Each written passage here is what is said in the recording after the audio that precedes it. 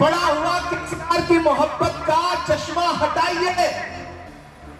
ये जो केसीआर है ये मोदी जी के यार हैं। उस गलतफहमी से बाहर निकलिए। भैया खड़ा होकर के पूरी जिम्मेदारी से आपसे ये कह रहा हूं, और केसीआर का बंगला तो बन गया, बेटे का तो बन गया, बेटी का तो बन गया, दामाद का तो बन गया, आपको डबल बेडरूम मिला क्या? नहीं मिला, लेकिन उनके बंगले बनते रहे। किस ताकत की बुनियाद पर? क्योंकि आपने झोली भर भर के उन्हें वोट दिया। जब भी उन्होंने आपको आवाज लगाई, आप सबसे बड़ी ताकत बनके केसीआर के पीछे खड़े हो गए। केसीआर का बंगला तो बन गया, बेटे का तो बन गया, बेटी का तो बन गया, दामाद का तो बन गया, आपको डबल बेडरूम मिला क्या? नहीं मिला, लेकिन उनके बंगले बनते रहे। किस ताकत की बुनियाद पर? क्योंकि आपने झोली भर भर के उन्हें वोट दिया। जब भी उन्होंने आपको आवाज लगाई, आप सबसे बड़ी ताकत बनके केसीआर के पीछे खड़े हो गए। आपसे वायदा किया कि शादी मुबारक की स्कीम में आपकी बच्चियों को पैसे मिलेंगे, लेकिन आपकी बच्चियों को नहीं मिले, बल्कि बिचौलियों को मिल गए, बीच वाले पैसे खा गए। आपसे वादा किया कि औकाफ की जमीनें लुटने नहीं देंगे, लेकिन परगी वालों, पूरे हिंदुस्तान का सबसे पहला सूबा है तेलंगाना, जहां 77,000 एकड़ जमीनें हैं औकाफ की, और उसमें तकरीबन 60,000 जमीनें या तो लूटी जा चुकी हैं या बेच दी गई हैं। उनका कोई पुरसाने हाल नहीं है।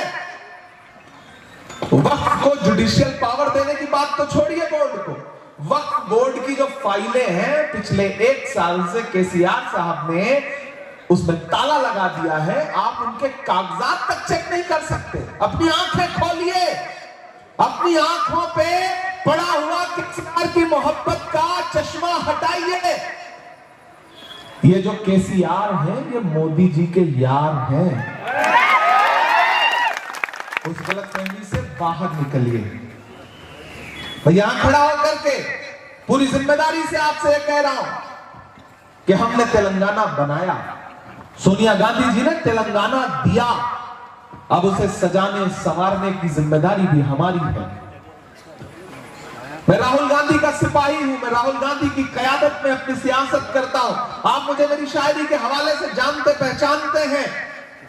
मैं यहां आपके बीच में लंबा सा सफर तय करके यह कहने आया हूं कि 4 सूबों के इलेक्शन है।